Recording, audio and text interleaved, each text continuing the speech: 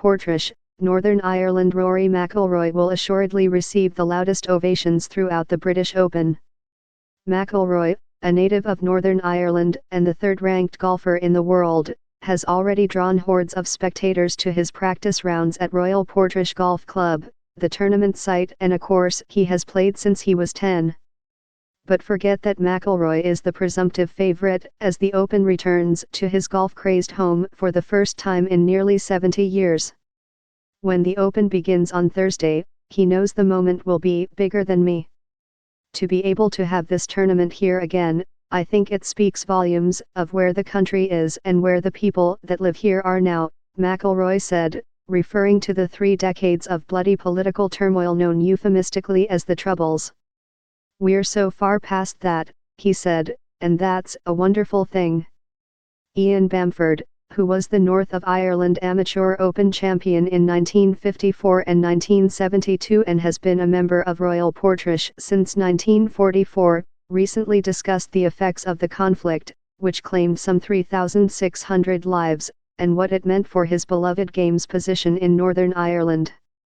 "The turmoil was terrible, the number of deaths, the number of families that were being broken up," Bamford, 86, said. "The Open was very far from people's minds. Golf clubs were being blown up. The game itself was in jeopardy, although the championships went on." Bamford watched as the Englishman Max Faulkner won the Open in 1951, when it was last held at Royal Portrush. The club gradually climbed back to prominence after the signing of the Good Friday Agreement in 1998 stemmed the insurgency. Portrush hosted the 2004 Senior British Open and the 2011 Irish Open, both critical steps. Then the Irishman Padraig Harrington won consecutive Open titles in 2007 and 2008, and Graham McDowell, a Portrush native, won the 2010 United States Open. In June 2014, Peter Dawson, then the R&A chief executive, announced the return of the championship to Northern Ireland.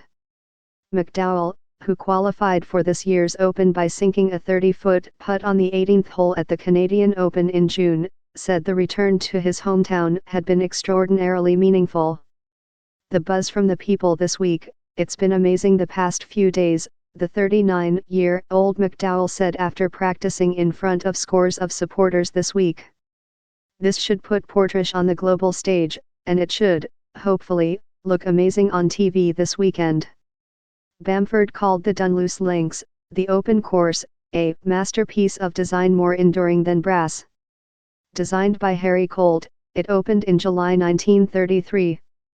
That may well be, but considerable changes were made to accommodate the championship and the huge crowds it is expected to draw. 2 new holes were built, the 592-yard, PAR 5/7, and the daunting 434-yard, PAR 4/8. Tiger Woods, the reigning Masters champion, is seeking his 4th British Open win and his first since 2006. On Northern Ireland's rugged coast, he will have to decipher a course that he is playing for the first time.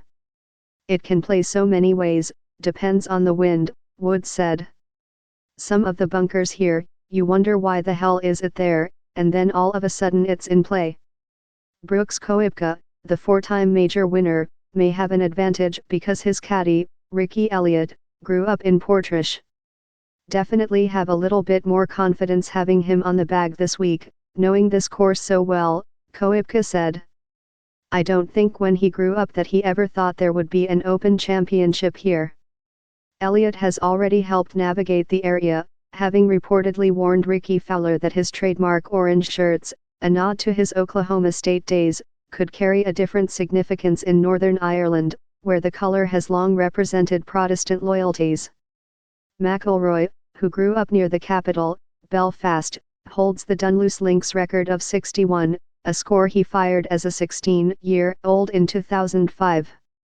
Before that, his father treated him to a round at Royal Portrush for his 10th birthday.